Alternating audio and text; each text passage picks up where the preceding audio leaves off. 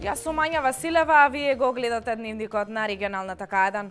Со информациите од регионот Македонија и светот одиме веднаш по настаните на денот. Останете со нас. Буџетот на општина Велес за следната година е проектиран на околу 936 милиони динари, односно повеќе од 15 милиони евра. Во рок од 24 часа, две тешки кражби на територијата на општина Кавадарци.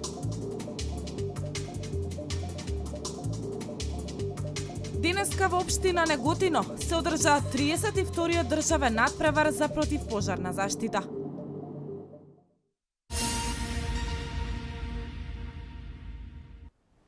Во просториите на општина Велес денеска се одржа јавната расправа по нацрт буџетот за 2017 година.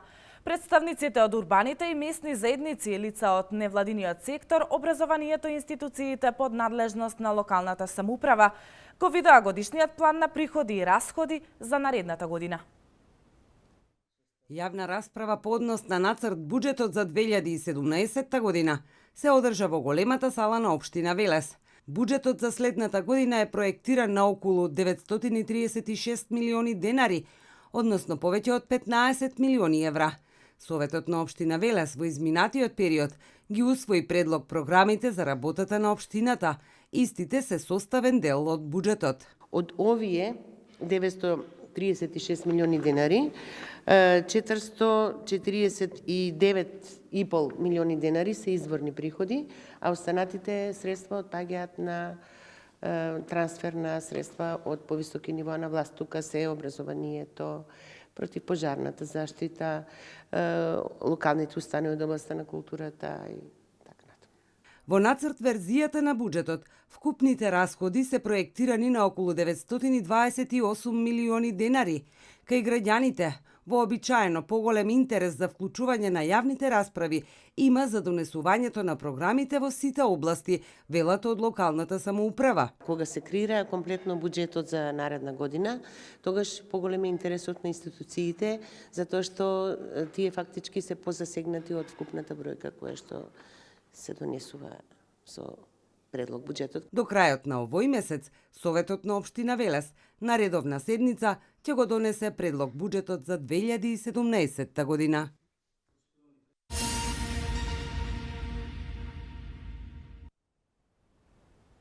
Две тешки кражби во рок од 24 часа се случија на територијата на општина Кавадарци. Првата кражба била извршена во просторија која е дел од општинска зграда во Кавадарци, а втората непознат сторител извршил кражба од просторија на една политичка партија.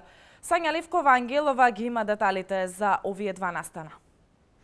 Во рок од 24 часа, две тешки кражби на територијата на општина Кавадарци. Првата кражба била извршена во просторија која е дел од општинската зграда во Кавадарци, каде непознат сторител влегол преку вратата од салата, која била заклучена, а на која не се констатирани оштетувања, и одзел 3 UV ламби и неколку перничиња за печати, пенкала кои се користеле за гласањето и линијари. Случајот во полиција го пријавил претседателот на општинската изборна комисија во Кавадарци, ЗК. Во вториот случај, непознат сторител извршил тешка кражба од просторија на една политичка партија.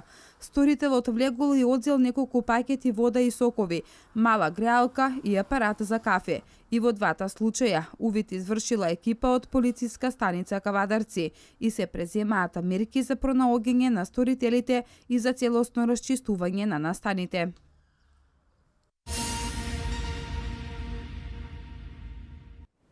Девет од 10 монополи кои склучија договори со тутунарите го почнаа откупот на тутунот. Според законот, доколку обезбедат финансиски средства, стартот на превземањето на тутунот од годинешнава реколта мора да го почнат најдоцна до 15 декември. Валентина Михајловска ги има деталите. 10 монополи склучија договор со тутунарите за откуп на тутунот, а 10 монополи склучија договор почнаа истиот. Доколку обезбедат финансиски средства, почетокот на превземањето на тутунот од годинешнава реколта мора да почне најдоцна до 15 декември. Доколку не го сторат тоа годинава, нема да можат на до 15. До сега од вкупно 10 само еден од монополите се уште не започнал да го откупува тутунот. 9800 тони тутун, или речиси половина од родот, досега се откупени, а просечната цена е од 190 денари за килограм. Минатата година просечната цена изнесуваше 182 денари. Исплатата веќе е започната, а од преземениот род се исплатени 74%. Вредноста на досега откупениот тутун е речиси 30 милиони евра. Тутунопроизводителите велат дека оваа година реколтата е со висок квалитет, цената е добра, а нема забелешки за проценката на класите.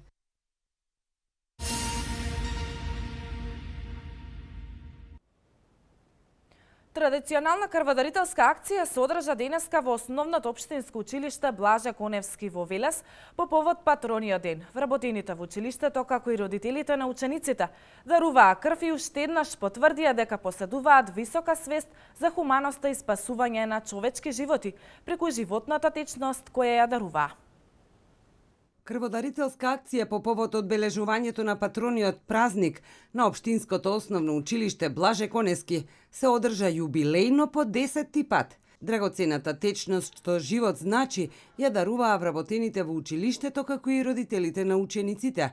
Оваа година се очекува да бидат собрани 50 крвни единици. Во оваа крводарителска акција родители на учениците, самите вработени, па и ученици кои што порано учеле во вработени, па и учени, многу сме задоволни од одзивот, така што успешна е како и секогаш ова акција. Акцијата ја спроведоа од Клинички центар Мајка Тереза и Институтот за трансфузиологија, а Соски центар Мајка Тереза ќе бидат испратени во скопските клиники.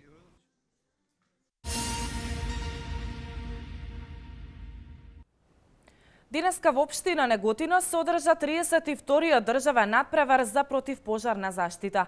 На истиот учествуваа ученици од средни и основни училишта од повеќе општини.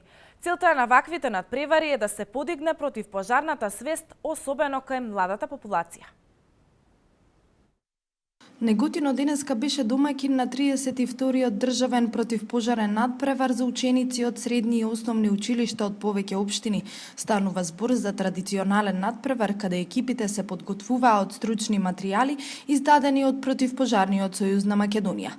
Неготино ја заслужи организацијата на овогодинишниот надпревар, затоа што минатата година победници беа ученици од основното општинско училиште Страшо Пинџур од Неготино на надпреварот кој се одржа во Виница. Традиционално по 32 пат се одржува овој квиз надпревар во противпожарна заштита, републички квиз надпревар, значи на ниво на државно ниво. Ви посакувам пријатен предстој на сите присутни во текот на денешниот ден. Знам дека ќе има фер надпревар и најпосле ќе победи најдобриот. Нормално јас посакувам и оваа година како домаќини нашите ученици да постигнат уште еден врвен резултат на републичко ниво, како и претходно. Целта на ваквите надпревари е да се подигне противпожарната свест и да се придонесе кон што поголема противпожарна култура.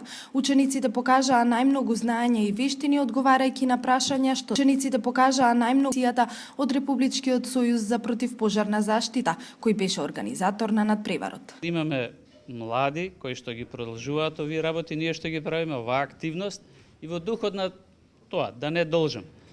Ви посакувам среќа и успех, напредување во животот воопшто. Зборам сега за надпреварувачите, професионално да напредувате и секој што го интересира да заврши, да работи, но исто како оваја колешка и вие да не заборавите, односно да продолжите да го продолжите овој дел, да бидете дел од нашите активности кои што ќе имаат за цел подобрување на противпожарната заштита, преку тоа и спасување животи, имоти и така натаму. Генерално може да се констатира дека сите надпреварувачи и во конкуренција на кадети и во конкуренција на јуниори беа солидно подготвени и постигнаа добри резултати, без разлика на освоените места. Носител на организационите активности за овој надпревар беше Општинскиот противпожарен сојуз во соработка со локалната самоуправа на Неготино. За победниците на надпреварот следуваа награди и признанија од организаторите.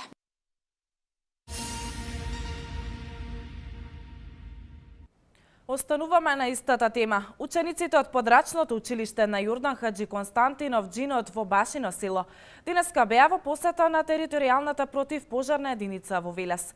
Учениците имаа можност да се запознаат со работата на пожарникарите од моментот на примање на повикот до интервенција на пожарот. Деталите во прилогот. Да се биде пожарникар е хумана работа. Вака денеска командирот Лепидовски од територијалната противпожарна единица од Велес им ја представи професијата пожарникар на малите гости од подрачното училиште на Јордан Хаджи Константинов Джинот во Башино село. Тие се запознаа со работата на пожарникарите од моментот на примање на повикот до интервенција на пожарот. Им ги објасниме нашите работни моменти од пристигнување на работа до завршување на нашата смена, дека 24 сата противпожарната единица действува на територијата на општина Велес и Градско и Чашка и дека начинот како го поминуваме еден работен ден. Со тоа и ги едуциравме како да се јават на телефон за да пријават пожар и како да се представат за да биде сериозност кон настапувањето кон нашата институција. Командирот Лепидовски несебично одговараше на прашањата на учениците поврзани со пожарникарската професија. Учениците се запознаа и со тоа како изгледа опремата на еден пожарникар, противпожарното возило и кои се апаратите за гасење пожар. Јас научив дека пожарникарите имаат посебни простории, имаат просторија за одмор, имаат просторија за спремање на пожарникарите, имаат звончиња и Кога ќе пораснеш, дали сакаш да бидеш пожарникар? да. Тие кажа дека прво кога одат негде да спасуваат некои луѓе, прво ги вадат децата и луѓето со посебни потреби, а потоа и другите луѓе што немаат никаков проблем со здравството. Јас денес научив дека ако видиме негде пожар, дека треба да се јавиме на 193 и да речиме дека има пожар на која улица и каде. Ти кога ќе пораснеш, дали сакаш да бидеш пожарникар? Да. Ние кога имаме на некој место пожар, бројот 193 и со тоа да им кажеме на пожарникарите каде, на која улица, кои сме ние и што гори. Оваа посета е дел од годишниот наставен план и програма во основните училишта. Оваа посета е дел од повеќе информирани за тоа како тие и нивните родители да реагираат во случај на елементарни непогоди, пожари, поплави и земјотреси.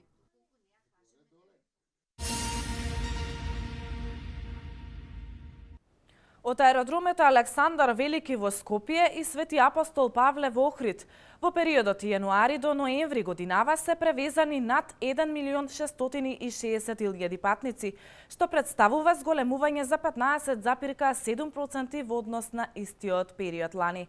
Вестите од Македонија во продолжение. Рокот за поднесување приговори за постапката за сумирање на резултатите од неделните предвремени парламентарни избори во Република Македонија истече на полноќ. Претходно во 19 часот истече рокот и за поднесување приговори за постапката за гласање. До Државната изборна комисија пристигнати се 16 приговори и тоа 8 од подносителот на листа на кандидати Движење Беса и 8 од подносителот на листа Коалиција предводена од СДСМ. Дел од приговорите се однесуваат на постапката за гласање, додека дел се однесуваат на постапката за сумирање и утврдување на резултатите. ДИК е должна да реши по приговорите во рокот 48 часа по приемот. Против одлуката на ДИК може да се поднесе тужба до Управниот суд во рокот 24 часа од приемот на решението. Управниот суд на Република Македонија пак по жалбата е должен да донесе одлука во рокот 48 часа по нејзиниот прием. ДИК може по службена должност или по поднесен приговор со решението го поништува гласањето на гласачкото место во одредени случаи утврдени со изборниот законник, според првичните резултати од изборите што ги објави Државната изборна комисија.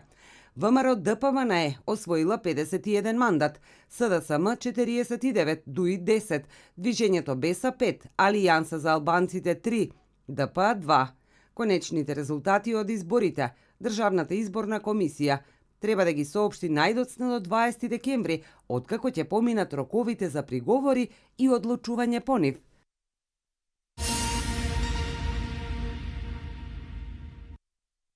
Од утре Народна банка на Република Македонија ќе ги пушти во оптек книжните пари во апоени од 202.000 денари, а во исто време ќе ги повлече банкнотите од 5.000 денари.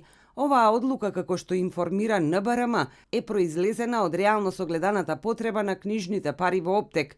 Воведувањето ќе овозможи зголемување на понудата на апоените, што се на располагање при вршење готовински трансакции, а како секундарен ефект се очекува урамнотежување на побарувачката за одредени деноминации, појаснуваат од НБРМ.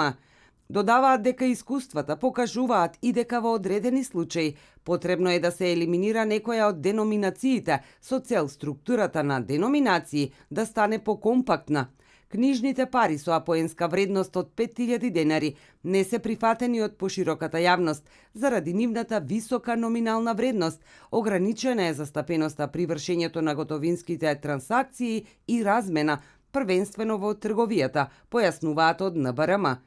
Деловните банки во Република Македонија ќе ги заменуваат книжните пари со апоенска вредност од 5.000 денари од 15 декември 2016 до 28 февруари 2017, а од 1 март 2017 нивната замена ќе се врши од страна на Народната банка на Република Македонија.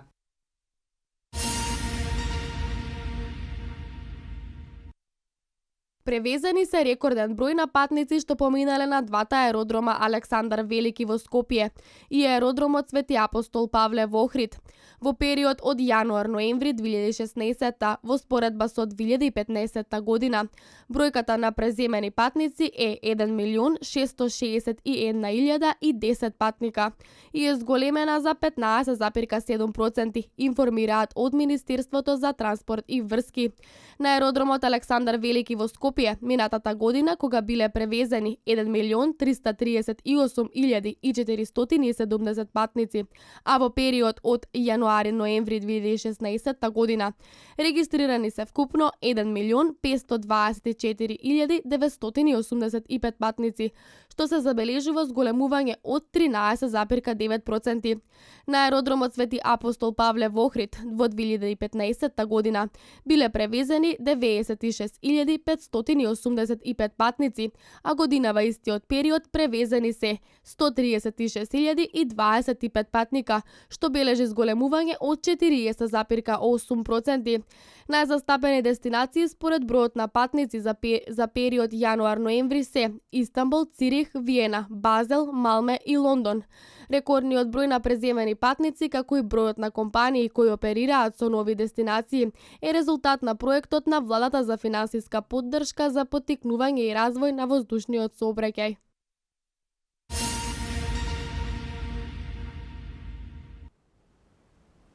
Светилките на Ефеловата кула вечерва во 20 часот ќе бидат згаснати во знак на солидарност и поддршка за населението на сирискиот град Алепо.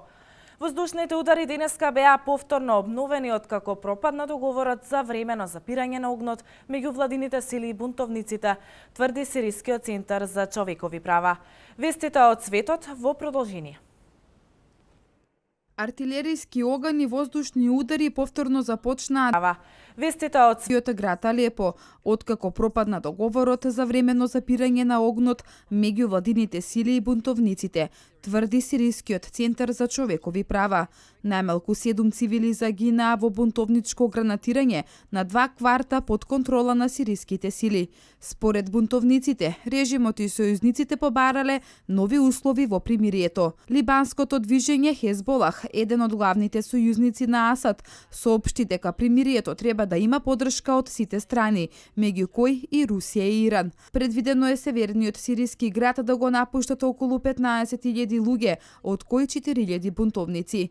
Рускиот министер за надворешни работи Сергеј Лавров изјави дека отпорот на бунтовниците во сирискиот град Алепо веројатно ќе заврши во следните 2 до 3 дена.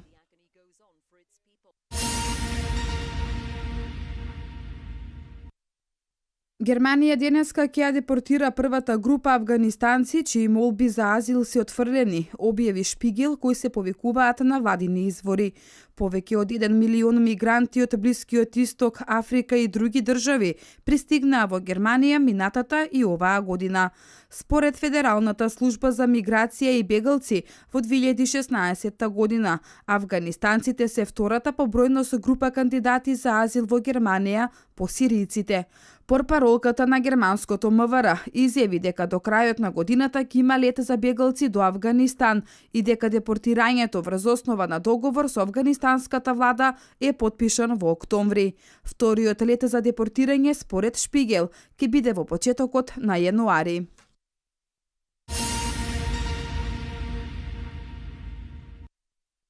Продолжена вонредната состојба во Франција што беше воведена по терористичките напади во Париз на 13 ноември 2015 година. Ова е новиот предлог што го усвои Националното собрание во Франција. Со ова пето поред продолжување, вонредната состојба во Франција ќе остане во сила до 15 јули 2017 година. Законот кој беше предложен од владата на новиот премиер Бернар Казнев во четвртокот беше усвоен и од горниот дом на парламентот, односно Сенатот. Вонредната состојба беше воведена веднаш по нападите во Париз. Првично беше предвидено таа да трае само 3 месеци, но постојано беше предвидено таа од степен на опасност од терористички напади.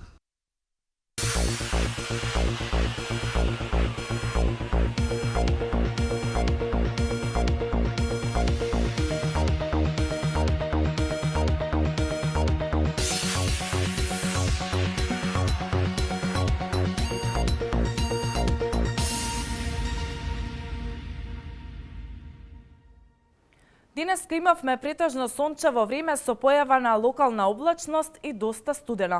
Ќе дува слаб југоисточен и југозападен ветер. Максималната дневна температура ќе достигне до 3 степени. Ова беше последната информација за овој дневник. Ви благодарам за вниманието и останете со програмата на К1. Пријатно!